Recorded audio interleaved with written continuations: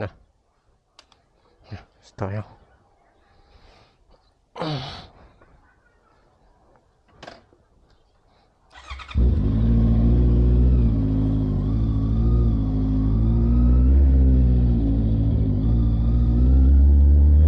Dilim. Sana dito muli ulat. Bali, punta akong ngayon sa balik ako Wiltec Taytay. Nag-message sa akin yung dealer na na daw ando na daw yung plaka. So more or less mga kalahating taon din. Nag-aalangan ako umalis ngayon kasi na maulan-ulan mainit silong na lang. Hindi naman nagmamadali sa oras. Medyo matagal-tagal din pala akong hindi nakagawa ng video. Parang last Feb pa ata. Maraming significant na nangyari sa akin this past few months. So ayun, may mga life-changing na events. So sa mga nakakilala sa akin, so alam kung ano yun. Kaya medyo rin, parang lie-low muna ako. Tapos so ayun, tinatamad rin. Ewan ko, parang lately tinatamad ako alam mo yun, yung parang out of nowhere magra-ride lang para gumawa ng video. Kasi iba rin pag yung araw-araw ka nagmamotor papasok sa opisina. So parang yung gigil pagdating ng weekends wala na. Kasi wala lagi mong, kumbaga yung kate lagi mong nakakamot Kaya yun. So sabi ko nga, gagawa ako ng mga video kapag may mga errands na kailangang lakarin during weekends. Tapos ayun, eto isa. Kumbaga ito yung isa sa lakad na hindi ko pwede katamaran kasi nga ayun, parang one way or the other kailangan ko rin na puntahan yon. So parang alam mo yon, kung hindi ko man gawin ngayon, pinagpapausog ko lang yung katamaran ko na tamad ako ngayon. Tapos kung sabihin ko next week tatamarin lang rin ako nun So parang endless cycle. Wala na, lakarin ko na rin ngayon. Total wala rin namang gagawin. Nagyaya ako sa mga barkada ko na samahan ako pagkuha ng plaka, diretso Marilaki ng hapon. May nakapagsabi kasi sa akin na maganda raw yung parang sunset doon pag hapon. So wala nag-confirm. Nakakatamad naman mag-isa. Tapos may lakad rin ako mamayang hapon kaya yun, wala lang, kuha lang ng plaka ngayon, tas diretso tamang kwentuhan na konti. Akala ko pa Laguna yung makulimlim. Tangina ngayon makulimlim na rin pala lahat. Bad trip, sana hindi umulan. Wala namang issue sa akin yung ulan Ang issue ko yung yung pag tail tidy ko. Kasi hindi kagaya ng dating CBR na 500 ko. Mas mahaba yung puwet nun Kaya so kahit naka tail tidy siya, okay lang, di ganun kalala yung talsik ng tubig. Pero etong CB na 650R medyo maiksi. I mean maiksi. Talaga nakalabas yung yung likod na gulong. Nakalabas yung likod na gulong. So kapag tumalsik hanggang helmet, tangina, kung hindi ka nakabackpack, putik talaga likod Tapos pati pantalon, pati brief, puta, talagang yung puwet mo talagang aabutin ng tubig kahit naka-backpack ka. Ganun kalala. Niisip ko nga ibalik yung mudguard. Total seasonal lang naman Pag summer tanggal, pag tagulan balik. Depende sa trip. Taste pogi talaga tangina. With great pogi comes great responsibility talaga. Isa pa pala sa mga sa mga nangyari na significant sa akin this past few months, nagpalit ako ng helmet. Tangina, significant Hindi, para sa akin significant yun. Kasi yung mga gears ko dati, I mean nung sukat ako pinapadaan. Hindi na, sa bigutan. Kasi nung mga dati, nung time na nag-start ako mag big bike, sa mga nag-iisip mag-venture into hobby na pag-big bike, isang hidden cost na medyo mabigat din. So heads up ko na kayo para alam mo yon, hindi magulat, mapaghandaan nyo din. Isa sa mga cost yung pag-prepare mo sa gears. Hindi naman siya hindi siya exclusive sa big bikes kahit sa mga scooter underbone sub 400cc. Yung gears isa rin yan sa cost sa pag-iinvestan mo, paglalaanan mo ng pera. At nung time na yon, kung maglalabas ka ng pera para sa big bike, tapos maglalabas ka rin ng pera para sa gears, medyo mabigat kung isang bagsakan mo lang gagawin. So parang nung time na yun, namburahot lang ako sa bunso kong kapatid. Malambing yun yung bunso kong kapatid, si Apple. Ayun, time na yung birthday ko Sabi ko, Paul, kahit helmet na lang regalo mo. So okay, G naman siya, naregaluhan niya ako. Ayun, pati gloves, lahat, tangina, burahot lang. Itong jacket na gamit ko, regalo lang sa akin ng asawa ko sa Father's Day. Mga ganun bagay. Kasi nga medyo mabigat pag pagsasabay-sabayin mo. So yun yung sinasabi kong mga cost na yun. O maglalabas ka ng ganung pera, tapos isasabay mo sa pag-out ng motor, medyo, unless capable ka talaga, good for you. Pero sa aming majority, medyo mabigat-bigat yung ganong out ng pera. Lalo na hindi lang naman pagmamotor yung pinaglalaanan ko ng pera. May pamilya rin, mga ganon. Tangina, traffic, bad trip. Kaya pala ako pinapadaan ng sukat kanina. Luwag sa service road So ayun, ang helmet ko nun is yung LS2 na dual visor.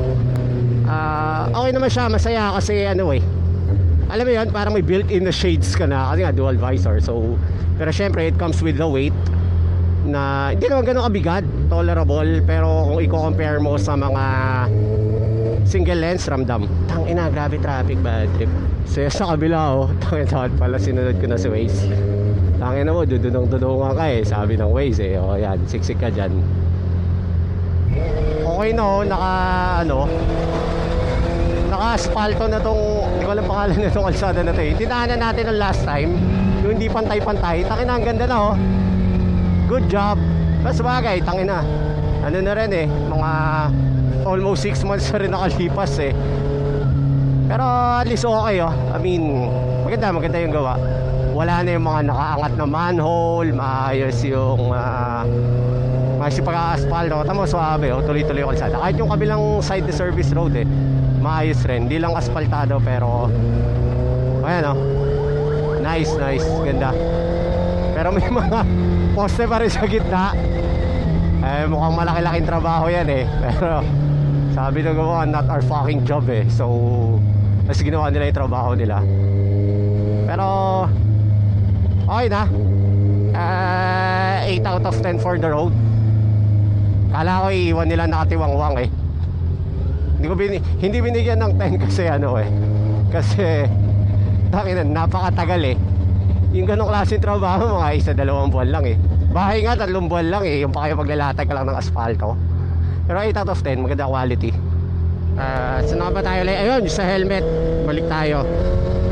Ayun nga, nung mga time na yon, puro regalo lang mga gears ko, gloves, helmet, jacket. Ayun, tapos gamit ko yung LS2. Almuta ko na anong model ng LS2 na pero para sa price point niya, napakaganda niya. Parang magkano ba SRP ata nun, mga 4K to 5K, parang ganon. Okay na. Pero syempre nung time na yun, nangangarap rin tayo ng mga premium na helmet. Showy pa nga iniisip ko nun Pero para sa showy, maglalabas ka ng ng mga more or less 30,000. So tangina, ilang peraso agad mabibili mo? 6 times 6 nung standard na price ng mga entry level na helmet. Tapos hindi naman lahat ng tao may ganung pera. So pero syempre nangangarap rin tayo. Sino ba namang hindi? Nung time na medyo nakaluwag-luwag, nagkaroon ng mga extra funds, nagkaroon na ako ng means para makabili ng premium na helmet. Yun nga, yung binili ko na itong recent. Tapos pero syempre bago ako bumili, medyo nanghihinayang rin ako. Hindi naman ako anak mayaman na basta maglalabas ng 30,000 worth ng pera nang hindi nasasaktan Mga mayayaman nga nasasaktan pa kasi pwede sa business yun eh. Pero ako, tangin, ay iindahin ko yun. So, noong time na yun, nagdadalawang isip ako na, alam mo yun, tangin na, maglalabas ba ako ng ganitong pera? Okay naman yung helmet ko, gagamit naman ako, mga ganung bagay pa. So, yun yung mga tumatakbo sa isip ko nung time na bibili ako ng pera ng helmet nga. Buti yung asawa ko, di naman siya supportive, pero di niya ako pinagbabawalan. I mean, yun yung isa sa maganda sa kanya. Kasi nga naman, kung may pamilya ka, hindi, yung pera mo hindi sa'yo yun, sa pamilya mo yun. So, yun yung natutuwa ako sa asawa ko. Hanggang sa nood ng review, mga magagandang helmet. Tapos, ayun, nag-decide na ako na i-pull yung trigger kasi tangina, ako yung tipo ng tao na what if ka na lang. Di na, magkamali ka na, gawin mo na lang. Tapos, tsaka mo malaman kung ano yung, at least alam mo yung both sides of the coin kaysa sa tangina, ano kaya feeling, ano kaya ako hindi ko binili, tangina, mag-aaway kayo. Mga ganun bagay. So, binili ko na, ayun. Bumili ako ng Arai na Rapid Neo. Yun yung binili ko. Bagay sa parang retro look, Neo retro look ng motor. So ayun, binili ko. So Arai is a premium Japanese helmet brand. Ayun nga, nasa gano price point 30k. Pero bigyan ko, putang ina, may namatay na insekto sa visor ko. So ayun, bigyan ko lang kayo ng mga hacks kapag trip nyo bumili. Well, siguro maraming nakakaalam na neto. Para lang dun sa mga hindi pa, if ever sabi ko sa'yo, Arai Rapid Neo, pag titingin ka sa tamang standard ng mga store, mga nasa 30, 32, parang 30 na yung pinakamura kong nakita tapos parang 28 on sale. So ganun. Sa mga store yon. Isa nga sa hacks na sinasabi ko, if ever trip mo bumili, maghanap ka sa Facebook Marketplace. Tangina, napakarami mga tao na nagbebenta. Pero syempre hanap ka rin ng legit. Pero showy, alam ko may mga fake Arai, hindi ko sure, parang wala pa ako nakikita. Tsaka sabi rin, wala pa masyadong fake na Arai. Showy, medyo marami-rami na. So Facebook Marketplace, doon kasi maraming specifically yung pinagkunan ko neto. Matagal ko na din naisip yun parang may mga napapanood ako sa vlogs na merong store sa Japan na sa Japan mas mura na nagbebenta ng mga helmets, pati mga used or brand new. Tapos alam mo naman sa Japan na nagamit lang ng saglit, didispose na nila. So ayun, may mga nagbebenta nun parang used na helmet pero halos brand new pa rin, palitan mo lang ng pads tsaka ng visor, goods na pwede yun. Naisip ko nga rin yun, what if kaya mag business ng ganun na punta ka lang sa Japan, bili ka lang marami, tapos reseller ba, or magpadala ka kung may kakilala ka. Pero syempre may mga may mga fees pa yan customs, taxes. So dadagdag rin sa magiging selling price point mo. Yung idea pala na yun, hindi lang ako nag-iisip, marami nang nakaisip prior sa akin. So marami nang gumagawa nun. If ever na trip mo bumili na mas makakamura ka,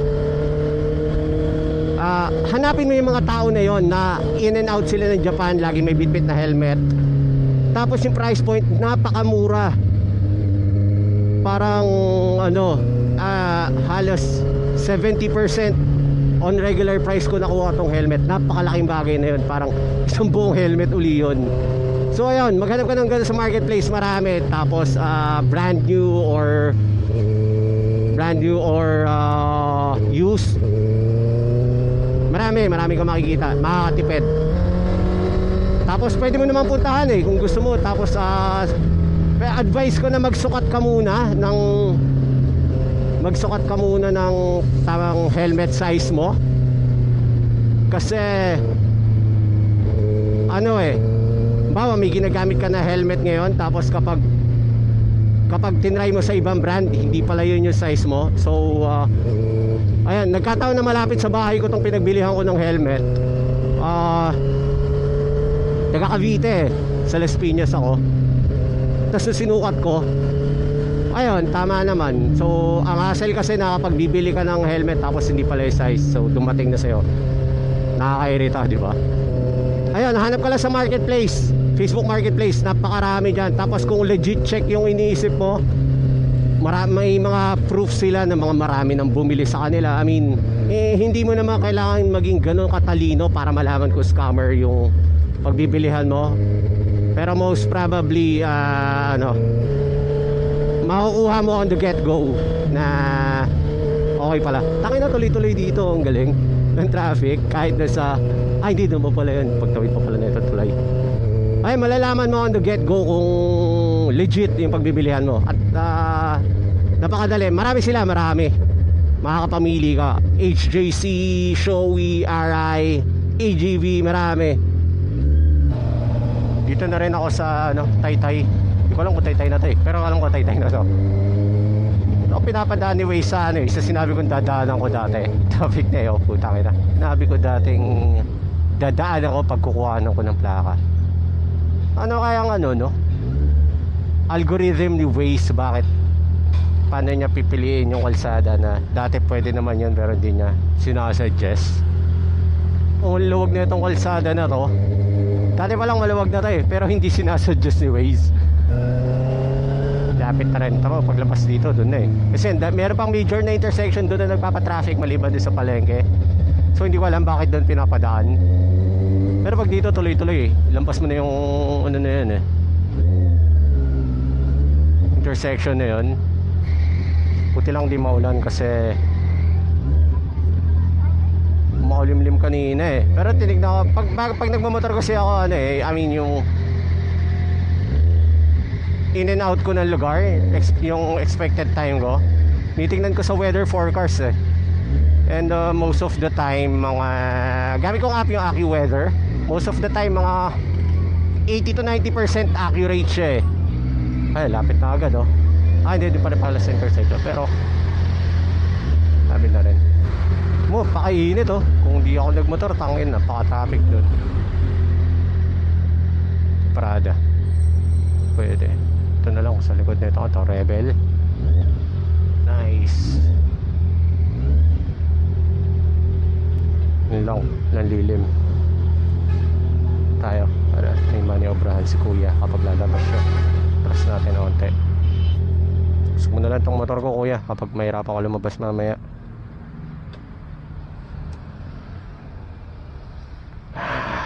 Tamo, pakainit oh. Kala ko uulan. Instincts ba? Tsaka bago ako umalis parang iniisip ko na gano'n ako coin toss. Mamotor ba ako? Hindi. Hinala naman sa coin toss na magmamotor. So okay naman.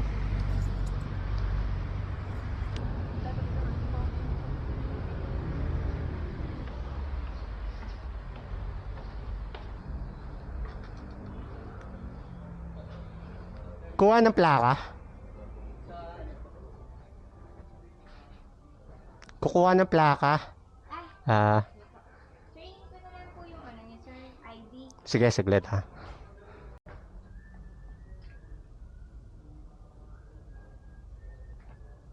Tapos na din, uwi na.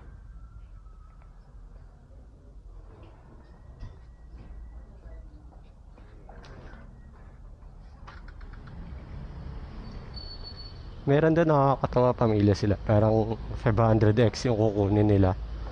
Tangina, iba yung saya sa mata ng bata eh. Bagay, lahat naman. Kahit anong edad.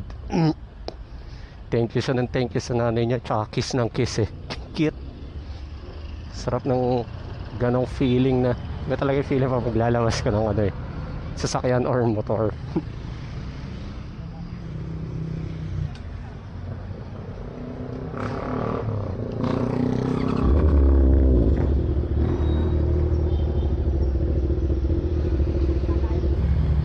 Init agad ako puan. Tangina, balisaw-saw.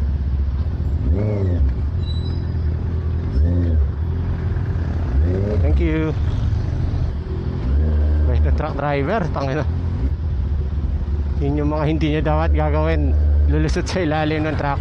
Pero kasi nung time naman na yun, nakatingin siya sa akin, binigyan niya ako ng go signal, eye to eye contact ba, na mauna ka na, kakatawa, bait ni kuya.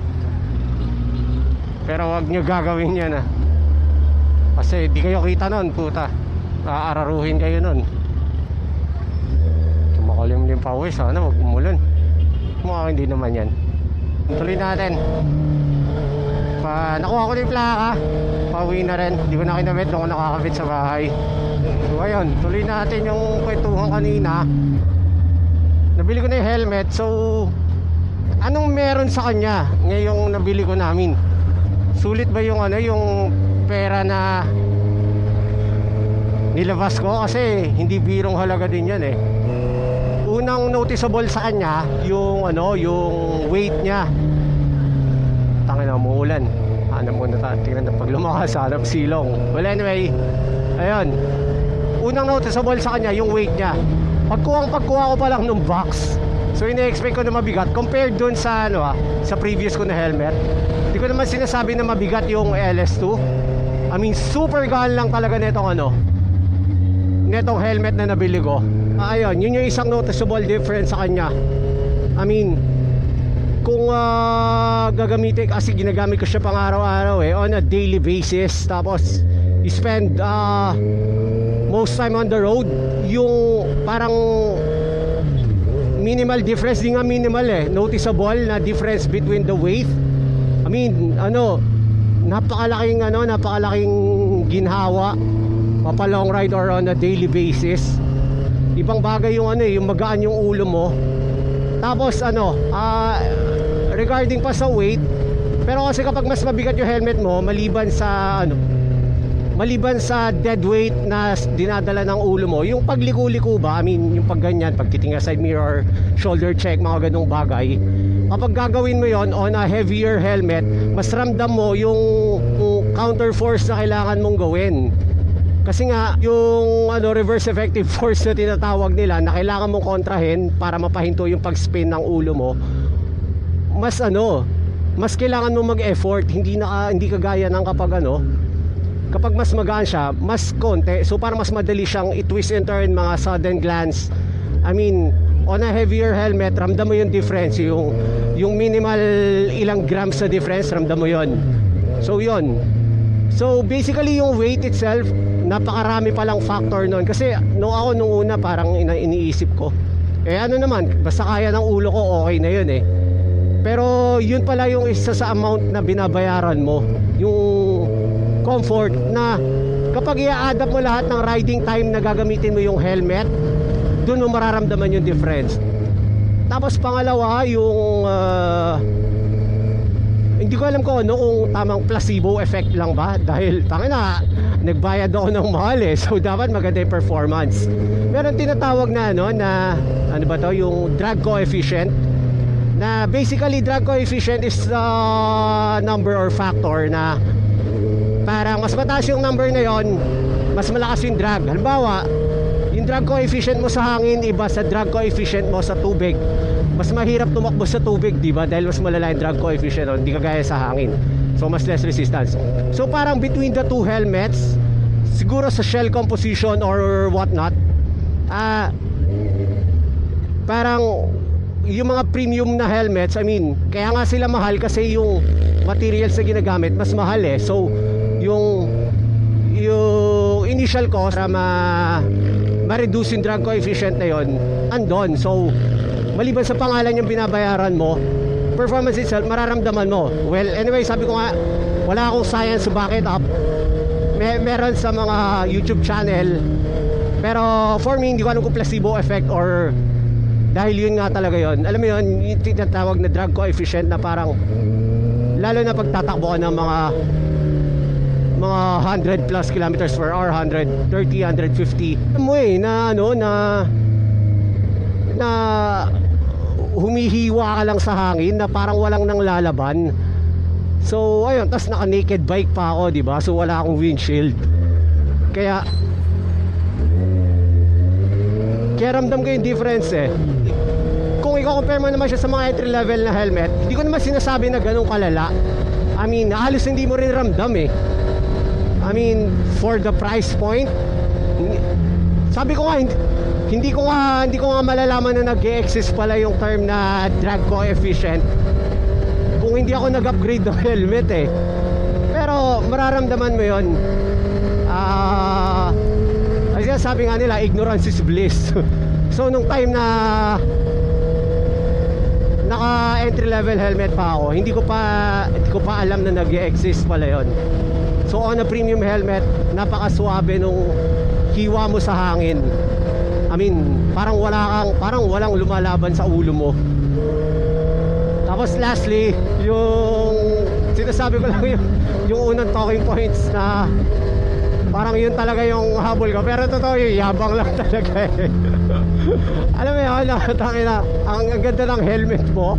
So, ayun. Pero, anyways, hindi ko alam na may mga benefits pa pala other than that. So,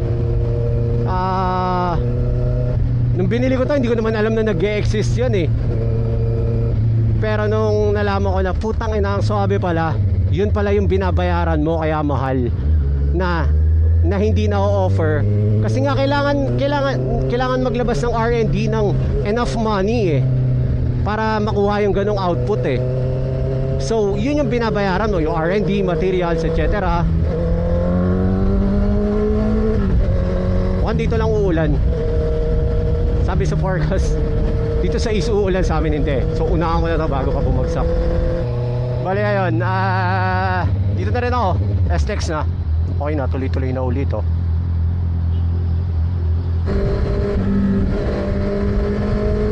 Bali to summarize lahat ng mga pinagdadaldal ko kanina, hindi ko sinasabi na kailangan mong bumili ng mamahalin na helmet. I mean, yung mga entry level na mga helmet na meron tayo, locally made, okay naman yan eh, maganda naman eh. Lalo na para sa ating mga hindi ganun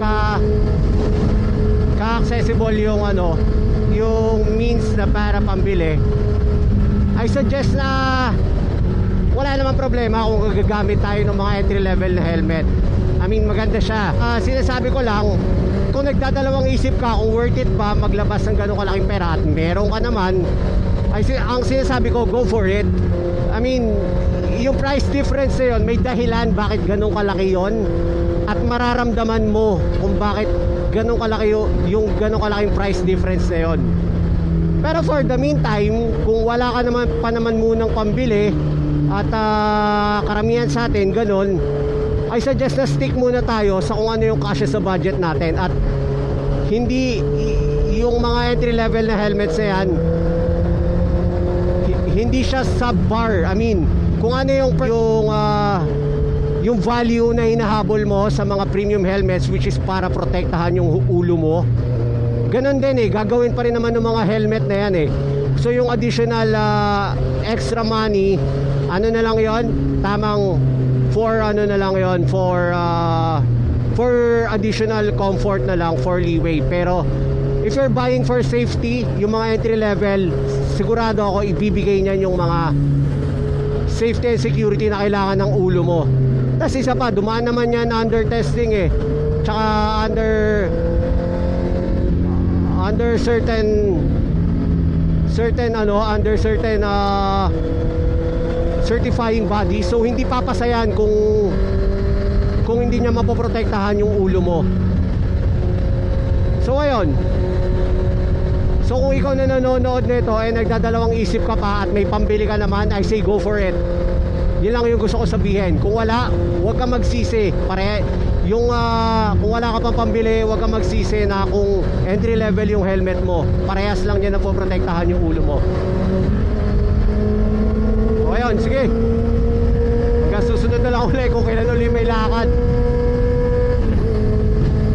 Kaya magsipag-sipag. Medyo busy rin ako ngayon week eh. So hindi ko alam kung kailan ulit makagawa ng bagong video. Sige na, ayun, out na.